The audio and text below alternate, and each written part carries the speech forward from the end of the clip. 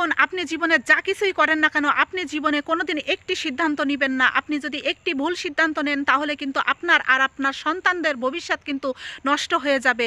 আপনার স্বামীর কাছ থেকে আপনি কখনো ডিভোর্স নেবেন না। আজকে আপনার স্বামীর সংসারে আপনি রয়েছেন, আপনার স্বামী হয়তো আপনাকে একটু অবহেলা করতেছে, আপনাকে একটু বকাবকি করতেছে, কিন্তু আপনার স্বামী আপনাকে এবং আপনার সন্তানদের দায়িত্ব ঠিকমতো পালন করতেছে, আপনার সংসারে ঠিকমতো বাজার সদাই করতেছে, আপনার সন্তানকে ঠিকমতো দেখাশুনো করতেছে, আপনি অসুস্থ হলে আপনার চিকিৎসা করতেছে, আপনার সন্তানকে খাদ্য, বস্ত্র, বাসস্থান সব কিছুই দিচ্ছে, আপনার খাওয়ার খোটা কখনো দিচ্ছে না, আপনার ঘর থেকে, আপনার স্বামীর ঘর থেকে আপনার স্বামী আপনাকে কখনো বের করে দিচ্ছে না, স্বামী শুধু আপনাকে একটু অবহেলা করতেছে, স্বামী আপনাকে শুধু একটু কথা শোনাচ্ছে, আপনাকে একটু ঝগড়া করতেছে, তার মানে আপনি তাকে ছেড়ে যে আপনি ডিভোর্স নেবেন, ডিভোর্স নিয়ে অন্য জায়গায় চলে যাবেন। আরে আপনি যে জায়গায় চলে যাবেন, যে পুরুষের হাত ধরবেন দ্বিতীয়বার, সেই পুরুষটা এই পুরুষের থেকেও তো মারাত্মক ভয়ঙ্কর খারাপ হতে পারে।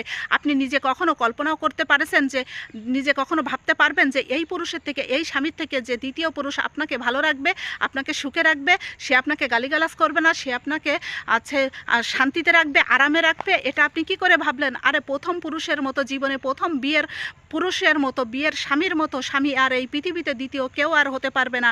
কারণ একটা নারী আর একটা পুরুষের যখন প্রথম জীবনে ফার্স্ট টাইম বিয়ে হয়, তখন দুজন দুজনের প্রতি অনেক মিল মহব্বত হয়, আর তখন এরা দুজনেই আনম্যারিড থাকে। আনম্যারিড থাকার পরে কিন্তু দুজন দুজনের যখন বিয়ে হয়, তখন দুজন দুজনরাই অনেকেই অনেক ছোটই থাকে, আর তখন দুজন দুজনের ছোটোবেলার যে একটা জীবন সাথী, এই জীবন সাথী জীবনে আপনি একটা যদি হারিয়ে ফেলেন, প্রথম স্বামী প্রথম স্ত্রীকে যদি হারিয়ে ফেলেন, তাহলে আপনি দ্বিতীয়বার কখনো আপনি এরকম মহব্বতের স্বামী আর জীবনে কোনো দিন পাবেন না।